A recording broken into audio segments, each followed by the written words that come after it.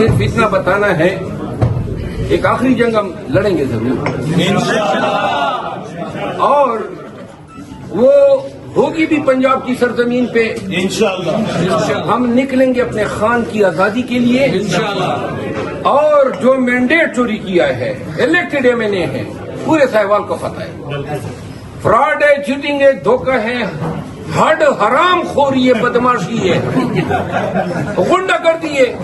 کیا ہوتی ہے غنڈہ گردی؟ یعنی یہ غنڈہ آ کے زبردستی آپ کے حق میں بیٹھ جاتا ہے، تو لہذا اگر یہ غنڈہ گردی سرکار کرے تو سرکار بھی غنڈہ گرد ہو گئی، لہذا اور یہ نہیں ہے کہ پولیس کی وردی کے آگے اور یہ ڈنڈے کے آگے جناب آپ اپنے حوصلے جو ہے ہار دیں اور کہیں کہ جی کچھ نہیں ہو سکتا۔ یاد رکھو، جو قومیں غیور ہوتی ہیں، جو لوگ اپنا حق لینا جانتے ہیں، اور اگر پاکستانی اس دفعہ اپنے حق کے لیے نہ نکلے تو یاد رکھو جمہوریت بھی ایک کیسہ پارینہ بن چکی ہے۔ ملک میں کبھی بھی آزاد الیکشن نہیں ہو سکتے ہیں، کیونکہ ہمیشہ یہ فارم 45 اور فارم 47 کے ڈرامے ہوں گے، کوئی مستقبل نہیں ہے اور کوئی گارنٹی نہیں ہے۔ اخیر میں آپ سب کا بہت مشکور ہوں، آپ نے مجھے سنا، بہت پیار دیا، اور میں نے آگے جانا ہے، ادھر لئیے 6 بجے کا ٹائم دیا ہوا ہے، تو لہٰذا چائے پیوں گا اور سیدھا نکلوں گا، پھر تصاویر نہیں ہوں گی۔ بہت شکریہ۔ ابھی بھی پنجاب میں مجھے محسوس ہوتا ہے کہ لوگ ڈرے ہوئے ہیں، اور ڈرے ہوئے ہیں پاکستانیوں، یہ ہمارا ملک ہے، اپنے ملک میں ڈر کے جینے سے بہتر ہے کہ جینا ہی نہ ہو۔ یہ کوئی زندگی تو نہیں ہوگی کہ ہم اپنے ہی ملک میں اس وجہ سے ڈرے کہ جن لوگوں کو ہماری سیاسی نظریہ پسند نہیں ہے وہ ہمارے ساتھ جبر کر لیں گے۔ کشمیر میں دیکھا نا آپ لوگوں نے کیا وہ تلپٹ کر دی، کیا انہوں نے حشر کر دیا حکومت کا بھی۔ تو عوام جب نکل آتی ہیں اور عوام کی طاقت وہ ایوانوں کو، طاقت کے ایوانوں میں زلزلہ برپا کر دیتی ہے۔ سنجیدگی سے یہ بات ضرور کہتا ہوں کہ پاکستان تحریک انصاف یا پنجاب کے عوام نے بالخصوص خود اپنے نکلنے کے لیے کہیں یہ کمر کسی ہی نہیں ہے۔ زیادہ سے زیادہ اگر جب بھی ہم نکلیں گے خان کی رہائی کے لیے اور اپنے مینڈیٹ کی ریکوری کے لیے، تو یہ ہماری جو جدوجہد ہوگی یا جو ہماری مزاحمت ہوگی، اب یاد رکھیے 3 سے 4 دن پہ زیادہ یہ طویل ہی نہیں ہوگی۔ 3-4 دن پنجاب اور پاکستان نکلے اس طرح جس طرح کشمیری نکلے، اس طرح جس طرح مصر میں لوگ نکلے، اس طرح جس طرح لوگ ہمیشہ ظلم و جبر کے خلاف، اور یہ تو ہمارا دین، ہماری شریعت ہمیں بتاتی ہے کہ ظالم کے خلاف، جابر کے خلاف اور اپنے حق کے لیے، یعنی کون کیوں کر میرا حق جو ہے اس پہ پاؤں رکھ سکتا ہے، اور حق بھی میرا کیا حق، یعنی کہ میرا حق کے تعظیم آدمیت، یعنی کہ آپ مجھے رگی دینا، مجھے کھینچے نا، مجھے مارے نا، اور یہ آرٹیکل 14 آئین کا پرووائڈ کرتا ہے۔ پھر میرا حق آزادی، عربی کا محاورہ ہے الحر حر ومن یسع الضر، آرٹیکل 9، آرٹیکل 10، آرٹیکل 10A کیا کہتا ہے؟ کسی شخص کے خلاف قانون کی کوئی کارروائی کرنے سے پہلے اپنے ڈیو پروسیس اپنانی ہے، اس کو پوچھنا ہے، اس کو جواب دینے کا موقع دینا ہے۔ یہ نہیں ہے کہ آؤ دیکھر نہ تاؤ گھر میں گھس کے پکڑ کے آپ نے اغوا کر لیا۔ تو لہذا یہ میرے حقوق ہیں جو آئین پاکستان گارنٹی کرتا ہے۔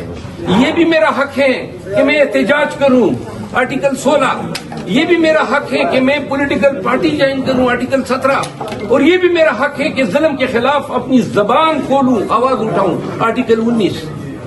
یہ آپ کی بنیادی حقوق ہے۔ یہ آئی کورٹ ہر صوبے میں بنی اسی لیے ہے کہ آپ کی ان حقوق پہ کوئی دعویٰ ڈالے، کوئی آپ کی ان حقوق پہ قدغن لگانے کی کوشش کرے تو جائیں ہائی کورٹ آپ کی ان حقوقوں کی گارنٹر ہے، پروٹیکٹر ہے، کسٹوڈینز ہیں۔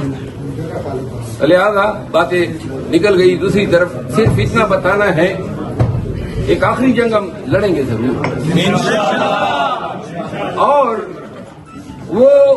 ہوگی بھی پنجاب کی سرزمین پہ انشاءاللہ ہم نکلیں گے اپنے خان کی آزادی کے لیے انشاءاللہ. اور جو مینڈیٹ چوری کیا ہے الیکٹڈ ایم این اے ہے پورے سہوال کو پتہ ہے. فراڈ ہے, چیٹنگ ہے, دھوکہ ہے, ہڈ حرام خوری ہے, بدماشی ہے, غنڈہ گردی ہے. کیا ہوتی ہے غنڈہ گردی؟ یعنی کہ غنڈہ آ کے زبردستی آپ کے حق میں بیٹھ جاتا ہے.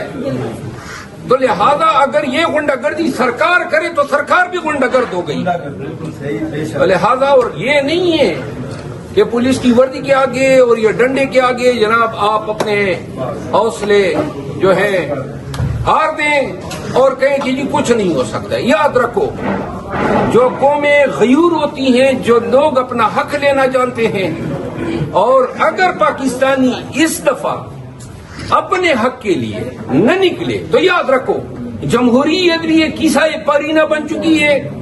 ملک میں کبھی بھی آزاد الیکشن نہیں ہو سکتے ہیں کیونکہ ہمیشہ یہ فارم 45 اور فارم 47 کے ڈرامے ہوں گے. کوئی مستقبل نہیں ہے اور کوئی گارنٹی نہیں ہے.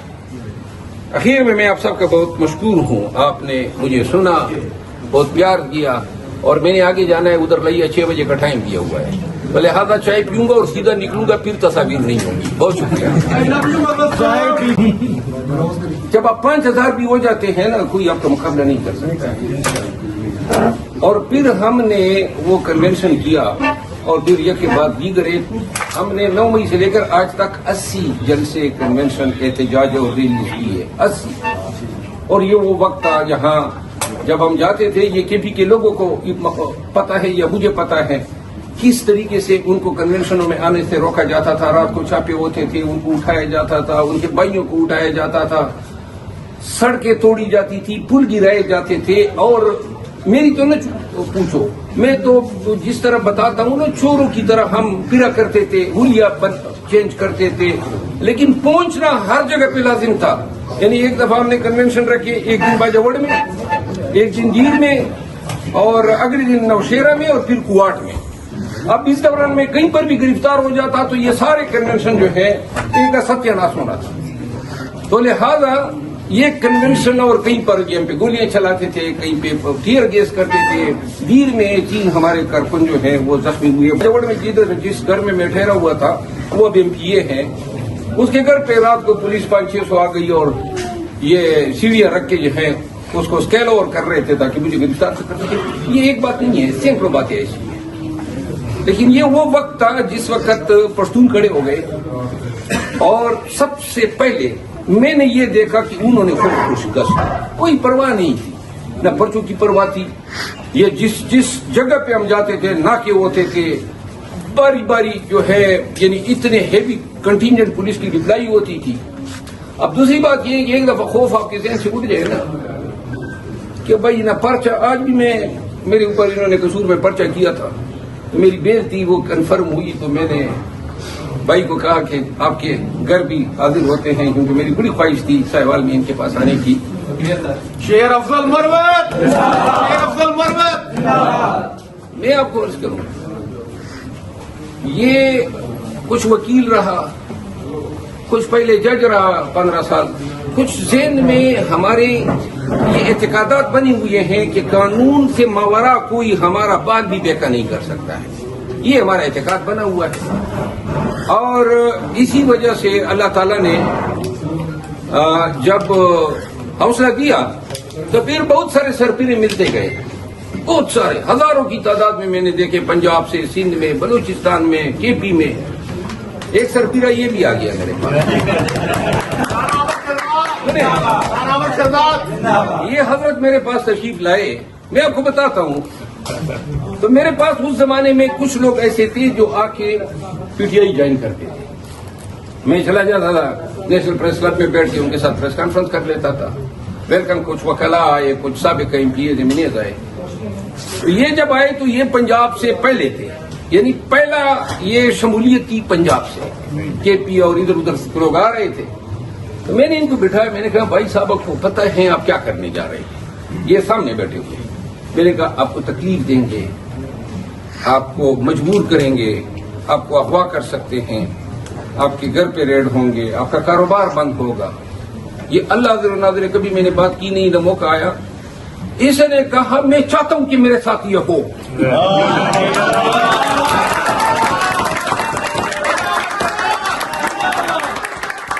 انہوں نے کہا کہ میں چاہتا ہوں کہ میرے ساتھ ہو اور میرا جی کرتا ہے. اور اس نے کہا کہ کبھی تھی نہیں لیکن خان کے ساتھ جو ظلم ہو رہا ہے میں بالکل آرام سے بیٹھ ہی نہیں سکتا ہوں. اس وقت نہ کوئی ٹکٹ کی بات تھی نہ الیکشن کی بات تھی. یہ پیک کا دور تھا ظلم و جبر کا. یہ میرے خیال میں ستمبر اکتوبر کی بات تھی, یعنی مئی 9 مئی ہوا, اس کے 2-3 مہینے کے بعد کا واقعہ ستمبر کی بات ہے. تو میں نے کہا چلیں پھر حضرت چلتے ہیں الیکشن اپنا پریس کلب چلتے ہیں. میں ان کو لے گیا اور ہم پریس کلب میں گئے. تو وہاں جب ہم جاتے تھے, آپ کو یاد ہوگا یہ وہ زمانہ تھا جب پی ٹی آئی کے لوگ جو ہیں ہماری زبان سے حوصلے کی باتیں سننا چاہتے تھے اور ہم ہمیشہ حوصلہ دیتے تھے تاکہ ہمارے ورکرز جو ہیں وہ ڈرے نہ. اسی دوران میرا گھر گرایا انہوں نے. جب گھر گرایا تو کچھ صحافی میرے پیچھے آ گئے. میں نے ان کو گھر دکھایا, اس کی وہ ساری بلڈنگ انہوں نے ڈیمالش کی تھی. تو وہ میں نے ان کو ایک فکر رکھا, وہ اس زمانے میں وہ بڑھ گیا آیا ہوا تو میں نے ان سے کہا کہ وڑنا یہ ہوتا ہے. تو وہ صحافی مجھے کہتے ہیں کہ بھائی کس طرح کے آدمی ہو تم, مطلب یہ اتنا بڑا نقصان ہوا ہے اور تم اس کو بھی انجوائے کر رہے ہیں. میں نے کہا کہ میں اگر فریاد کروں گا نا, شیر افضل مروت اگر فریاد کروں گا نا